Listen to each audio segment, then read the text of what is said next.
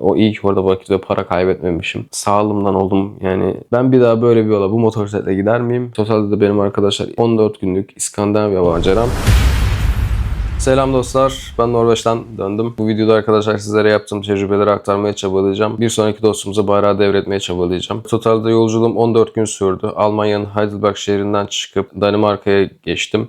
Danimarka'dan İsveç'e, İsveç'ten de arkadaşlar Norveç'e. Totalde 4500 kilometre yol yaptım. Yanımda olan sevgili motosikletim XSR 700 2017 model. Ona da çok teşekkür ediyorum. Herhangi bir yolda hiçbir sıkıntı çıkarmadı. Tabii ki bu sıkıntı çıkarmaması için yola çıkmadan önce bir sürü bakımlarını yaptık. Zincir gerginliğini ayarladık. Bununla alakalı teknik videosunu zaten çektik ve şu an kanalda mevcut. İlgilenirseniz uzun yola çıkmadan önce teknik olarak motosikletinizi nasıl hazırlayacağınıza karşı sizlere de bununla alakalı elimden gelince tecrübelerimi aktarmaya çabaladım. Yanıma aldığım eşyalarla alakalı genel olarak bahsetmem gerekirse arkadaşlar 4-5 tişörtten fazla bir şey almadım açıkçası. Videoyu bütün seri halinde paylaştım. Üzerimde olan zaten 2 tane 3 tane tişört, hep aynı tişört, hep aynı kazak vardı. Norveç'te hava aşırı derecede değişken. Yani kuzey ülkelerinde aşırı derecede değişken. 5 dakika içerisinde güneş açıp 5 dakika içerisinde yağmur başlayabiliyor. O yüzden arkadaşlar benim yaptığım gibi yanınızda bol bol içlik götürüp kışlık ekipman götürürseniz çok mutlu olursunuz. Benim gerçekten hayatımı kurtaran o eldivenim, kışlık ekipmanım yani bazı noktalarda sıfırın altına kadar düştü. Norveç buzullarına sürüyorum diye hatta bir video paylaştım.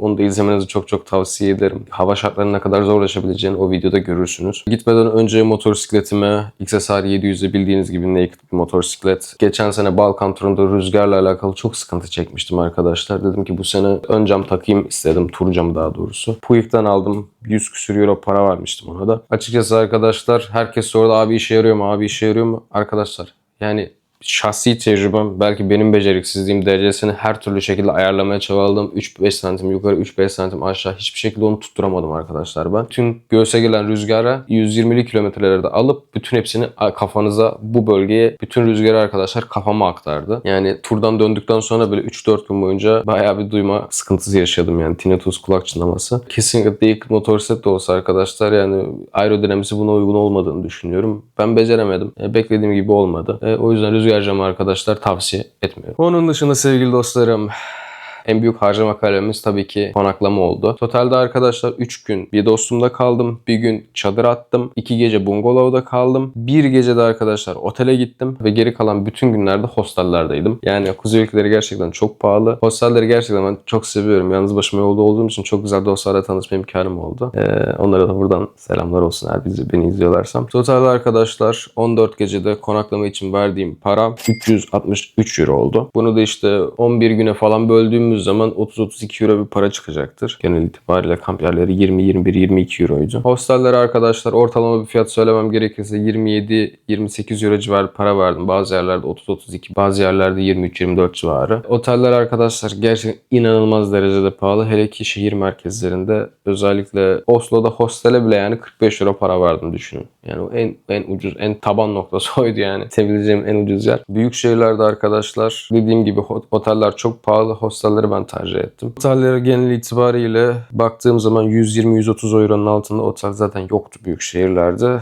Yani genel olarak ülke çok pahalı arkadaşlar. Yani ülke çok pahalı. Totalde arkadaşlar 4500 kilometrede 355 euroluk benzin almışım. 180 litre yakıt yakmışım. Kuzey ülkelerinde benzin fiyatları birazcık daha düşük. Almanya, Danimarka'da benzin fiyatları birazcık daha yüksekti. Ortalama benzine verdiğim para 1.80-1.85 gibi hesaplayabilirsiniz. Norveç'te 1.60'tı. Aşağı taraflarda arkadaşlar 2.10-2.15 civarlarındaydı. Yani ortalama 1.85'ten hesaplanılabilir. Motosikletim arkadaşlar 4 litre yaktı. 700'lük motosiklet bildiğiniz gibi. Beni gerçekten çok şaşırttı yani 4 litre. Yeri geldi bastım. Otobanda geri geldi 160'ları 170'leri gördüm. Yeri geldi virajlı yollarda bastık arkadaşlar. Ama ve lakin tabii ki yeri geldiği zaman da güvenliğimizi ön plana çıkararak çünkü yalnız başıma olduğum için bir problem olacak bir sıkıntı çıkabilir. Çok ıssız yerlere de gitme mecburiyetinde kaldım. O yüzden dikkatli bir şekilde gittim. Yolda arkadaşlar yemek işi bayağı bir problemliydi. Kuzey ülkelerinde bir döner bile 16-17 eurolarda. Yani acayip derecede pahalı ki o da bulursanız abi. Büyük şehirlerde çok fazla göçmen olduğu için kendi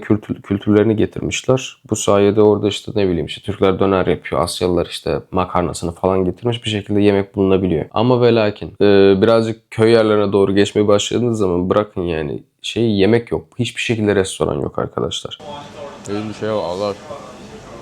O yüzden ben daha çok marketlerden salata tarzı şeyler yaparak idare etmeye çabaladım. Totalde de arkadaşlar bu 14 gün süre içerisinde 390 euro, yani 400 euro diyelim biz ona, 400 euro bir yemek masrafımız olmuş. Günlük arkadaşlar 30-35 euro bir yemek giderim oldu. Siz de giderseniz restoranlar birazcık sizi üzebilir. Yemek konusu gerçekten iğrençti arkadaşlar. Özellikle kahvaltı ve kahve konusunda bayağı bir sıkıntı yaşadım. Herhangi bir fırın kültürleri yok. Kahvaltı edecek yer bulamadım yani genel olarak. Bu konuda bayağı bir sıkıntı yaşadım. Tabii ki sadece benzinli olmayan birçok noktada da vapur kullanmam gerekti. Öncelikle Almanya'dan Danimarka'ya geçerken bir vapur kullandım. 88 euro orada verdim. Danimarka'dan İsveç'e geçerken bir vapur kullandım. 35 euro orada verdim. Ülkenin içerisinde ufak tefek vapur kullanma durumlarında işte fiyatlar uygundu. 3,5 euro civarlarında. Geri dönüşte de arkadaşlar Norveç'ten Danimarka'ya geçerken de 85 euro civarında bir para verdim. Totalde de arkadaşlar vapur ve ulaşıma 218 euro ödedim. Bütün yol navigasyondan paralı yolları kullanma, otobanları kullanmayı seçtim. Hani otobanları elimden gelince Almanya dışına girmemeye çabaladım. Danimarka hiç beğenmedim. Danimarka elinizden geldiğince hızlı geçin. Ne doğası var, ne işte bir kültürü var, ne bir şeyi var. Ya benim için beni çok sarmadı. Yani Danimarka çok beklentilerimi karşılamadı. Benzin de en çok pahalı olduğu yerde 2,30 civarında para ödedim. İsveç'i arkadaşlar, İsveç'i çok fazla görme fırsatımız maalesef olmadı. Yani çok içlerine doğru gidemedim. Onunla alakalı bir yorum yapmak istemiyorum. Ben Göteborg üzerinden Norveç'e geçtim. Orada da arkadaşlar normaldeki planım, ben Stockholm'a gitmek istiyordum. Yolda arkadaşlar bir motorcu abimle tanıştım. Tecrübeli, 30-35 seneden beri motosiklet süren tecrübeli birisiydi. Bana Stockholm'a gitmemi, rotamı hemen değiştirip Norveç'e doğru gitmemi söyledi. Ve haklı da çıktı arkadaşlar. O iyi ki orada vakit ve para kaybetmemişim. Norveç beklediğimin aşırı derecede üzerinde çıktı. Yani sürekli bu Norveç fotoğrafları, videoları falan görüyordum Instagram'dan, oradan buradan. Ben şey zannediyordum ya, hani bir bölge var ve orası gerçekten çok güzel. Onun dışında da hiçbir şey yok. Danimarka'da köprüden geçtim arkadaşlar. Bir anda ülke güzelleşti ya. Hani bir anda doğa güzel. Her şey ya.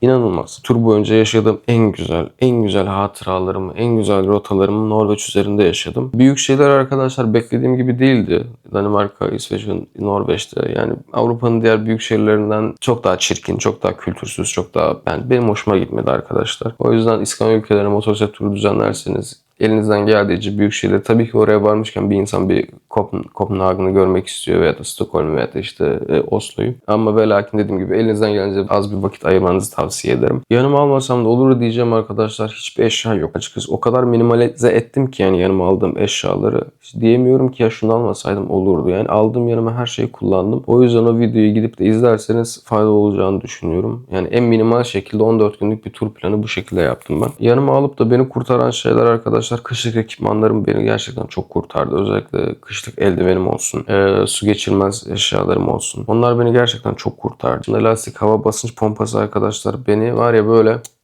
yani çünkü şöyle bir şey oluyor arkadaşlar. Güneyden kuzeye doğru çıktıkça hava büzüşüyor. Yani lastiğin içindeki hava sönmeye başladı. Sürekli günden güne ben bunu şişirdim. Dönerken de aynı şekilde hava genleşmeye başladı. Bu sefer de sürekli içindeki havayı boşalttım. O yüzden pompa kesinlikle olmazsa olmazlarımdandı. Lastik hava pompası, elektrikli hava pompası. Yolda arkadaşlar kalacağım yerleri genel yani %90 Booking üzerinden yaptım ben. Hostelden tutun işte otele kadar bütün her yeri bulabiliyorsunuz. Bazı yerlerde mesela Oslo'da Airbnb üzerinden bir hostel tuttum. Orada daha uygun bir fiyat vardı o şekilde. Kamp yerlerinde arkadaşlar bir gece kaldım zaten Danimarka'da. Onu da Google Maps'ten bulmuştum. Kamp nerede? Kamp yerine baktım. Gittim. Dedim bu gece burada kalmak istiyorum. Parasını ödedim ve devam ettim. Sabahta zaten çıkışımı yaptım. Güvenlik ve riskler konusunda şöyle söyleyeyim. Norveç'in bazı bölgeleri gerçekten çok ıssız. Bazı günler hakikaten insanlarla hiç kontağımın olmadığı zamanlar oldu. Böyle 2 gün, 3 gün boyunca hemen hiç kontak kuramadım yani. O durumlarda yanımda siz ve kameram vardı tabii ki. Bayağı bir muhabbet ettim yani yolda.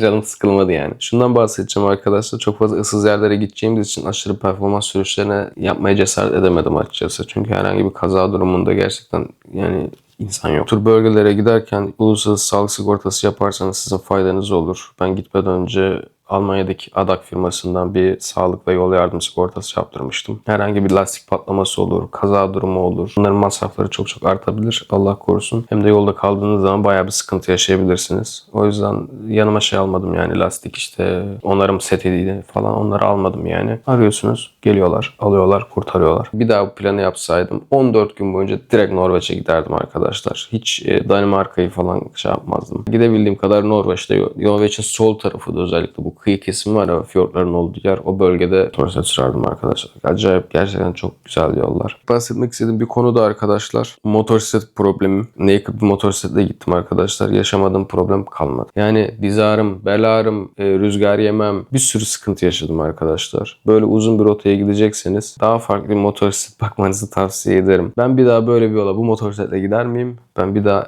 1000 kilometre, 1500 kilometre üzerindeki herhangi bir rotaya naked motosikletle gitmem arkadaşlar. Kimseye tavsiye etmiyorum bunu. Sağlığımdan oldum. Yani sağlığınızdan olursunuz. Ben dediğim gibi döndükten sonra 3 gün 5 gün hakikaten kulak çınlamasından kafa ağrısına kadar bel ağrısına bir sürü problemim oldu. Totalde arkadaşlar bu yaptığım tur, lastik değişimini saymazsam arkadaşlar, bir 400 euro kadar bir hazırlığımız oldu. İşte yeni çanta sistemi aldım. Yağ değişimiydi, oydu buydu. Yemek 390 euro. Benzin 355 euro. Otel ve kalma masraflarım, otel, hostel, kamp, işte kaldığım yerler 363 euro. Vapur ve ulaşıma da 218 euro vermiş oldum. Totalde de benim arkadaşlar 14 günlük İskandinavya maceram 1327 euro mal olmuş. Biz bir şeyleri kaçırmış oluruz son 1400 euro diyelim kafadan. 1400 artı motosikletin tur öncesi hazırlıkla beraber işte 1800 euro civarında bir masrafımız olmuş. 14 günlük bir gezinin masrafı bana. Yoldayken arkadaşlar herhangi bir sponsorum olmadı. Gördüğünüz ne bileyim markalar, kıyafetler, işte yağydı, oydu, buydu, şuydu. Bütün her şeyi kendi cebimden ödedim. Totalde de bu tur bana